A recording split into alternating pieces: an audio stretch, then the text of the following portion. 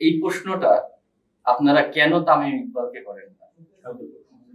আমার মনে হয় এই জিনিসটা একটু আপনারা তামিম ইকবালের সাথে ক্লিয়ারিফাই করে নিয়েন, কারণ এখানে অনলি তামিম ইকবালের রোল ছিল যখন আমরা নতুন করে কোঅপটা গঠন করি, তখন মিঠু ভাইও কিন্তু আমাদের একজন কমিশনার ছিল। তখন সবার উদ্দেশ্য ছিল কি, একটা নতুন কোঅপ তৈরি করা।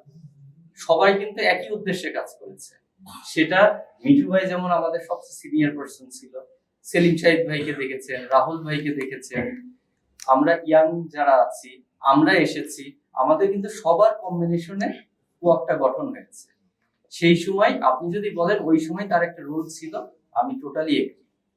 বাট এখন আমি 100% গ্যারান্টি দিয়ে বলতে পারি যে আমাদের কোনো ডিসিশন মেকিং এখানে কোঅপের ডিসিশন অনলি কোঅপ নেই, কোঅপের ডিসিশনে তৃতীয় কোনো ব্যক্তির কোনো ইনফ্লুয়েন্স কাজ করে না, এবং প্লেয়ারদের স্বার্থ ছাড়া এখানে সেকেন্ড কোনো ইস্যু দেখা হয়।